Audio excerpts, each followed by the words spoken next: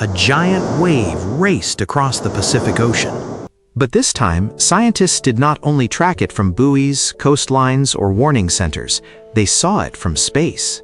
For the first time, a NASA-linked satellite captured a high-resolution view of a major tsunami moving across the open ocean, not just as a thin line, not just as a single measurement point, but as a wide, detailed pattern across the sea surface. And what it revealed may change how scientists understand some of the most dangerous waves on Earth.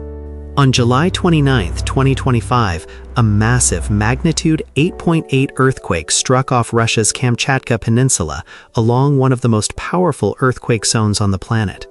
The quake triggered a tsunami that spread across the Pacific Ocean.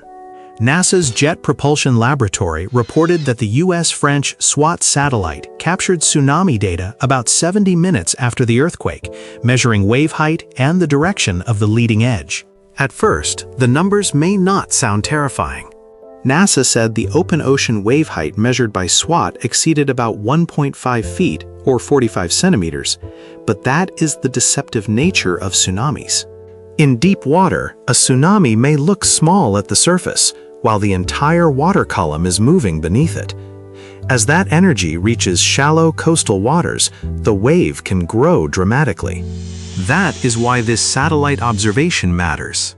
The SWAT satellite, short for Surface Water and Ocean Topography, was designed to measure the height of water on Earth's surface.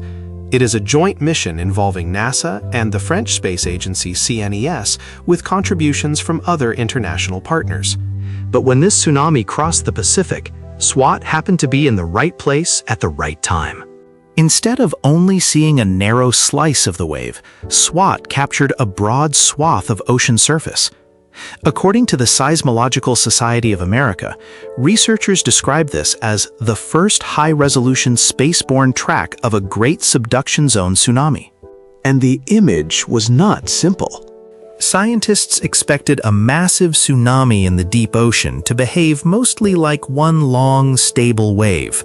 But the satellite data showed something more complex, a leading wave followed by smaller trailing waves, with patterns that appeared to scatter and disperse across the ocean basin. That detail is important because tsunami warning systems depend on models. Those models estimate where the wave is going, how fast it will travel, and how dangerous it may become when it reaches land. But if a tsunami is more complex than expected, then scientists may need better models to forecast its behavior.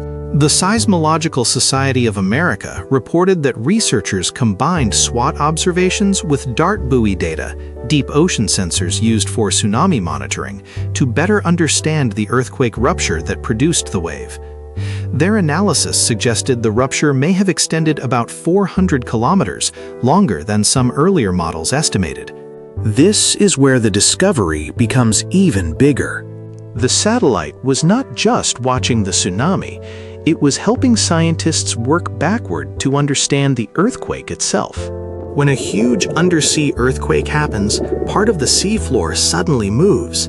That motion pushes the water above it, creating long waves that can travel across entire ocean basins. But the hardest part to observe is often the deep ocean trench, where one tectonic plate dives beneath another. Scripps Institution of Oceanography explained that these trenches are critical for tsunami generation, but they are difficult for traditional monitoring tools to observe directly. SWAT's wide area measurements helped researchers see wave patterns near the source and infer what happened close to the trench. In other words, the ocean surface became a kind of fingerprint. By reading the shape of the tsunami from space, scientists could learn more about the hidden movement of the seafloor far below. That is the power of this observation. For decades, tsunami scientists have relied on tide gauges near coastlines and DART buoys in the deep ocean. These tools are essential, but they only measure specific points. A buoy can tell scientists what happened at one location.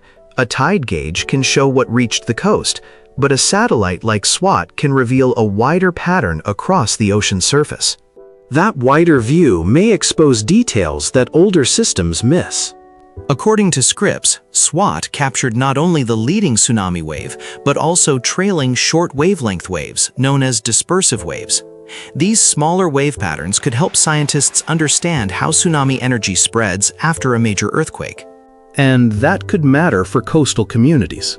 A tsunami is not always one clean wave. It can arrive in multiple surges. Some waves may interact with coastlines, harbors, bays, and seafloor shapes in dangerous ways. A small-looking signal in the open ocean can become a serious hazard near land. This is why better observations are so valuable. The 2025 Kamchatka event was especially important because it happened in a region with a long history of major earthquakes and tsunamis. The Seismological Society of America noted that the July 29th earthquake was among the largest recorded globally since 1900. But this time, scientists had a new eye in the sky. SWAT was not originally built as a tsunami warning satellite. Its main mission is to map Earth's surface water, including oceans, lakes, rivers, and changing sea levels. But this event showed that the same technology could also open a new window into tsunami science. Imagine future warning systems where satellites, ocean buoys, seismic sensors, and coastal gauges all work together. The earthquake happens. Seismic stations detect the shaking. Dart buoys measure pressure changes in the deep ocean, and satellites capture the shape of the tsunami from above.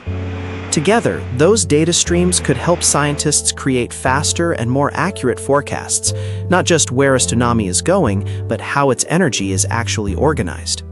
That does not mean satellites will replace existing warning systems, but they may help close one of the biggest blind spots: what happens in the open ocean, near the source, before the tsunami reaches populated coastlines. The most stunning part is this. From space, a tsunami does not look like the towering wall of water often shown in movies. It can appear as subtle rises and falls in the sea surface. But hidden inside those small changes is enormous energy. A wave only centimeters high in the deep ocean can carry power across thousands of miles, and when it reaches shallow water, that energy compresses, slows down, and rises. That is why this satellite image is more than just a scientific milestone. It is a warning. The ocean can look calm from above, while a massive force is moving through it. And now, for the first time, scientists have seen that force in high-resolution detail from space. The Kamchatka tsunami gave researchers a rare natural experiment. SWAT gave them the view they needed, and the result could help improve the way we understand, model, and one day forecast tsunamis. This may be the beginning of a new era in tsunami science. Not just listening to the earth shake. Not just waiting for waves to reach buoys, but watching the ocean itself rise, bend, scatter, and reveal the hidden story of an earthquake from space.